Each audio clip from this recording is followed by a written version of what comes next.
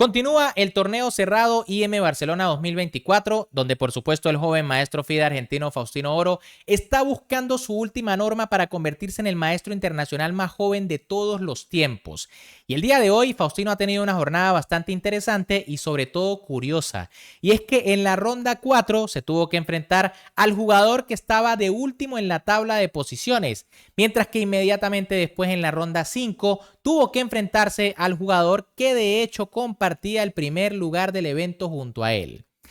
Ojo, les recuerdo que la quinta ronda la transmití en directo, así que si quieren revivirla, por acá la tienen en una tarjeta. De momento, por supuesto, pónganse cómodos porque vamos a ver las dos partidas, la de la cuarta y quinta ronda, y al finalizar tendremos la tabla de posiciones actualizada y sabremos cómo va Faustino y sobre todo cuánto le falta para romper este increíble récord y convertirse en maestro internacional.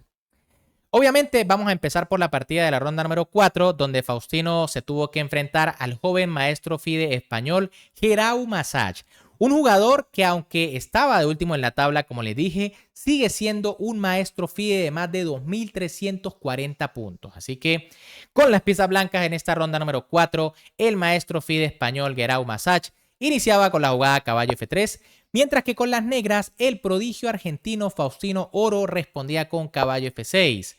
G3, B6, alfil G2, alfil B7, enroque, G6, D4, alfil G7, C4 y enroque. Básicamente las blancas deciden jugar una apertura catalana, mientras las negras juegan una apertura de doble fianchetto. D5 por parte de las blancas que, bueno, por un lado bloquean la diagonal del alfil de casillas blancas, pero por el otro abren completamente la diagonal del alfil de casillas negras. Caballo A6 por parte de Faustino, caballo C3 de su rival, caballo C5 y caballo D4. Ambos jugadores intentan aprovechar las casillas que deja el rival ubicando bien los caballos.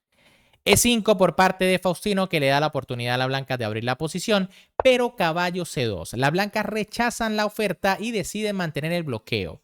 Fíjense que si se captura el paso vendría al peón por peón, alfil por B7, caballo por caballo F3 y tras los cambios estamos en una posición que en realidad favorece a las negras porque el alfil de G7 se va a hacer demasiado fuerte. Por eso las blancas deciden jugar caballo C2, A5 por parte de Faustino, E4 de Guerau Masach, D6 del prodigio argentino, B3 del maestro FIDE español, alfil C8 y ahora caballo A3.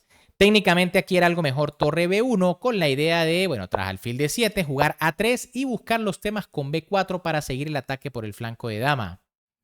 En cambio, aunque tras caballo A3 busca la casilla B5, pues Faustino jugó caballo E8, caballo a B5 y F5. Y este es un ataque típico en estas posiciones. Las negras atacan por el flanco de rey y parece que de hecho tienen una pequeña iniciativa.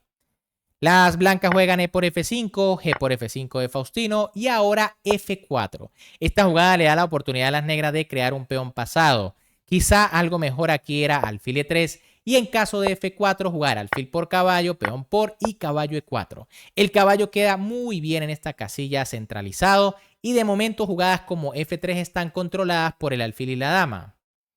En cambio, tras la jugada F4, E4, Faustino pasa el peón y sobre todo abre la diagonal para su alfil. Alfil E3 por parte de Masach y ahora dama E7 de Faustino. Parece que era mejor aquí el desarrollo con alfil D7 atacando el caballo. En caso de torre C1 viene dama F6 y la posición es muy interesante para las negras. En cambio, tras la jugada dama E7, alfil D4 por parte de las blancas, buscando eliminar, por supuesto, este monstruo de G7, y caballo D3 de Faustino. Una jugada quizá algo apresurada. Era mejor primero caballo por D4, perdón, alfil por D4, y tras caballo por dama F6, continuando con el dominio de la diagonal. En cambio, tras caballo D3, dama H5 de las blancas que buscan conseguir la iniciativa, caballo F6 por parte de Faustino atacando a la dama, dama H4, dama F7, H3 y tras caballo E8 se firman las tablas apenas tras 21 movimientos.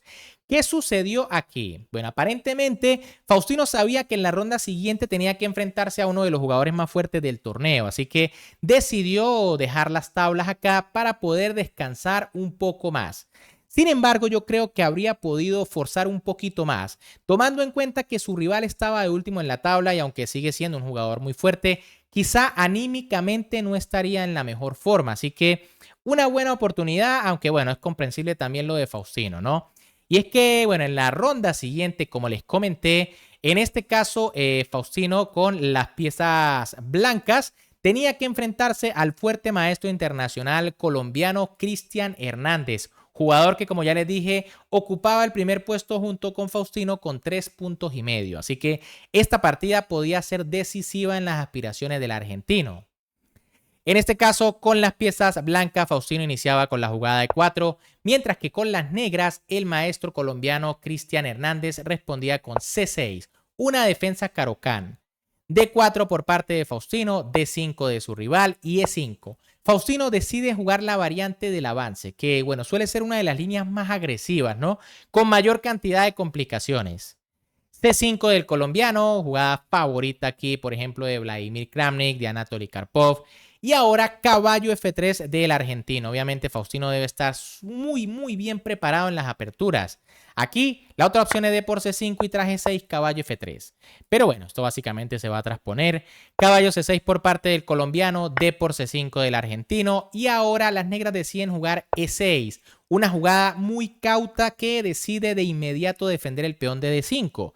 Y es que la alternativa es jugar alfil G4 para dejar el alfil por fuera de la cadena de peones. En caso de C3 viene E6 y bueno, el alfil quedó por fuera. En cambio, tras G6, el alfil vuelve a quedar atrapado, lo que no necesariamente es malo porque a veces el alfil también cumple labores defensivas. Y aquí Faustino sorprende con la jugada alfil D3. Técnicamente es mejor alfil E3, ¿no? Para defender el peón un rato. En caso de caballo G7 viene alfil D3, caballo G6 y enroque. Y bueno, las negras van a tener que perder algunos tiempos si es que quieren o comerse el peón de C5 o comerse inmediatamente el peón de E5. Y por ejemplo, tras caballo por y caballo por, entonces vendría alfil D4. Y bueno, las blancas suelen tener una posición cómoda porque el alfil molesta bastante en esta diagonal.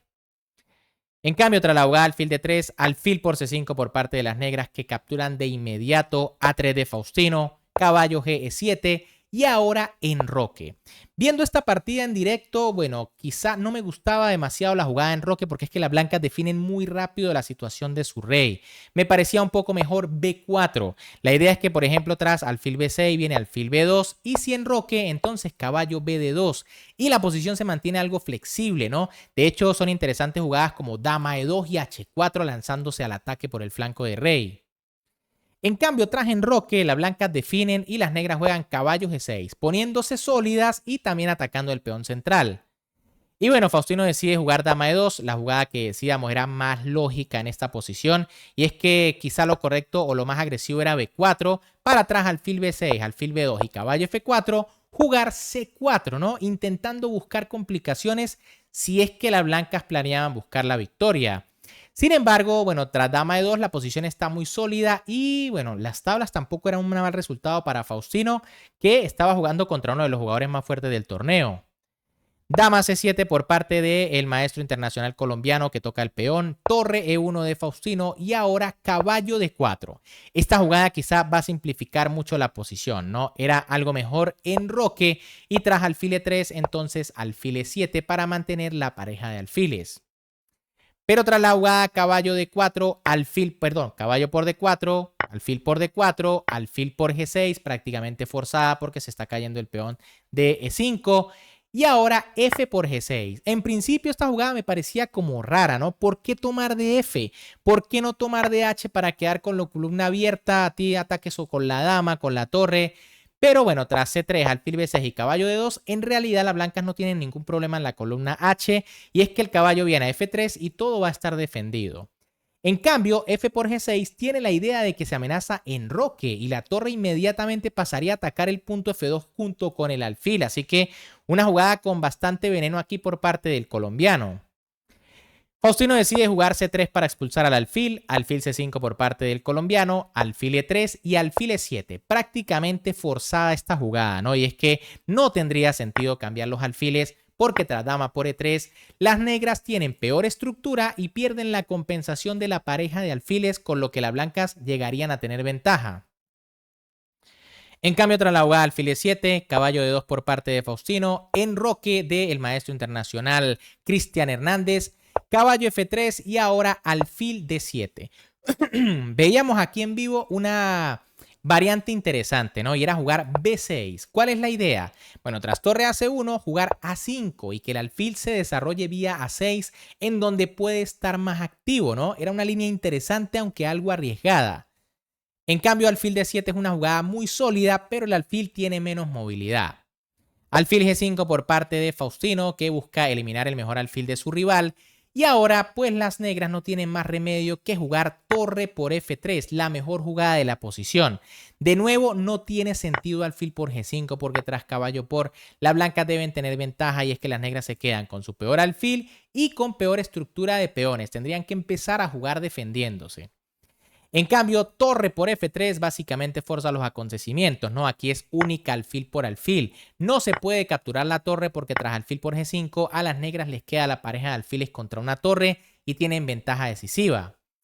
En cambio, tras la jugada alfil por E7, las negras jugaron torre F4 y en este momento se firmó el empate entre estos dos jugadores. Y es que, bueno, la posición es muy igualada, ¿no? De hecho, aquí sería peligroso que Faustino buscara forzar porque ya las casillas blancas le están quedando muy débiles. La última jugada de las negras fue buena, por ejemplo, para meter una torre en C4 y empezar a presionar el peón de B2. Así que con este resultado, básicamente Faustino continúa invicto, aunque no solo en el primer lugar, ¿no? Y es que aquí tienen la tabla de posiciones.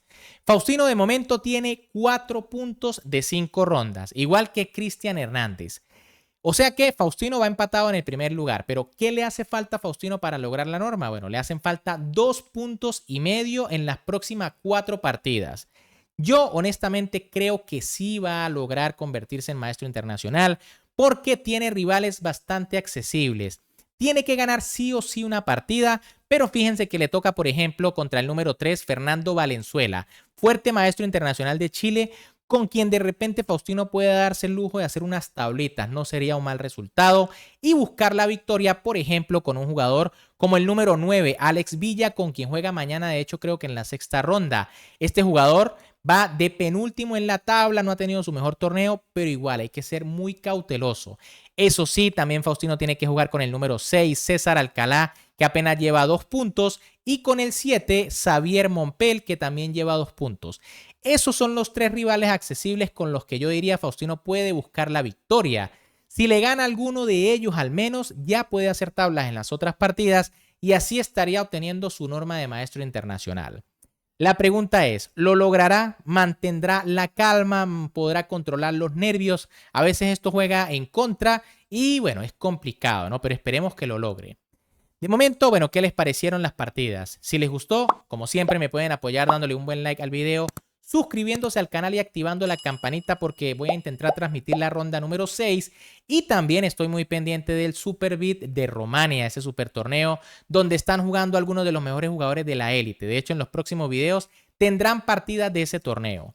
Un gran saludo para todos, se me cuidan y nos vemos en el próximo video.